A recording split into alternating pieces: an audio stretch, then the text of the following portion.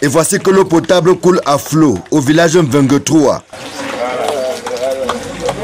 Bonheur partagé également pour les habitants de plusieurs villages de Lolodov et de Ngomendjap. Avant, c'était qu'on puisait l'eau là-bas presque à 1 km ou 2 km. Les enfants partaient là-bas, ils souffraient quand même. Mais depuis ce forage, les enfants ne partent plus là-bas. Même à minuit, tu puises l'eau là. C'est le courant qu'on attend maintenant parce qu'avec le courant, tout est bien.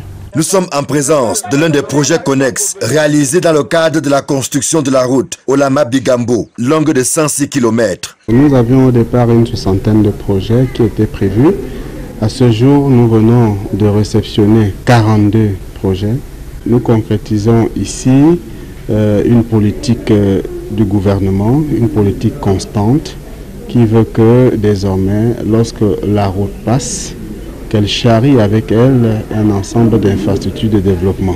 Dans les 3 communes traversées par la route en cours de finition, forage, centre de santé, magasin de stockage, foyer de la jeunesse et autres salles de classe sortent fraîchement des terres, au grand soulagement des populations bénéficiaires. On avait vécu un calvaire depuis des dizaines d'années. Je renais un peu par rapport à la route, par rapport au centre de santé qui s'annonce, surtout au point d'eau. Nous sommes très contents d'avoir un centre de santé à côté de nous. Il fallait parcourir des kilomètres pour arriver à l'hôpital. S'il n'y avait pas de moto, on ne pouvait même pas arriver.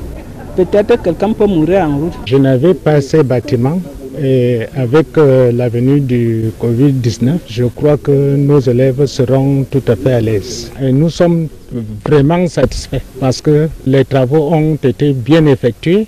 La réception de ces différents projets marque un tournant décisif dans l'amélioration du cadre et des conditions de vie des populations. Un ouf de soulagement également pour les conseils municipaux, dont les moyens limités ne permettent pas toujours de combler les attentes des populations. Il y a le cas de l'école maternelle Big Ballet. Vous l'avez vu, c'était construite avec des bâtiments de la SOFA. Aujourd'hui, la maternelle Big Ballet, qui est une des principales écoles de la ville, aura des salles de classe décentes. Nous pensons que véritablement, notre commune va prendre un grand essor. On ne va pas seulement avoir une route passante, mais une route qui a laissé des marques, qui a épousé les problèmes que les populations avaient. Et c'est un grand merci que j'adresse au ministère des Travaux publics pour cette approche dynamique, pour cette approche concrète. Il y a une satisfaction parce que c'est les ouvrages qui sont attendus par les populations.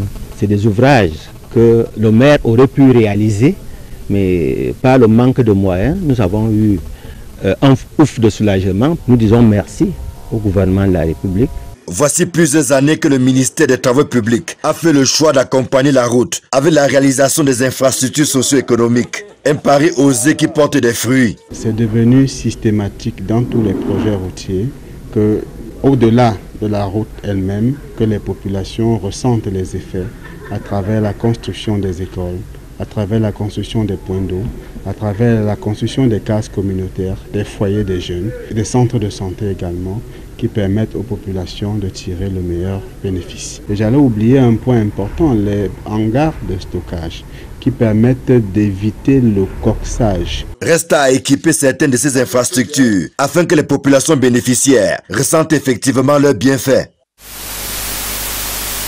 C'est un projet qui a démarré depuis février 2019. En principe, le délai contractuel, c'est 42 mois. Mais on a eu un avenant à cause des travaux supplémentaires qui ramène le délai à, disons, à 54 mois. C'est un projet de 106 km.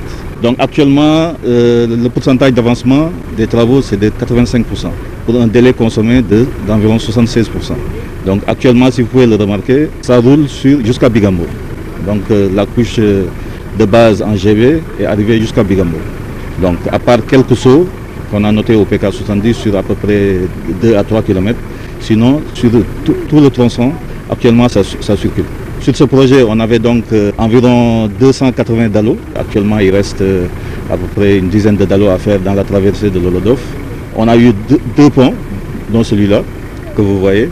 Il y a un autre au PK 70, donc les 2 ponts aussi sont finis. Actuellement, il reste juste, disons, les épreuves à faire. Le délai contractuel, normalement, c'est juillet 2022.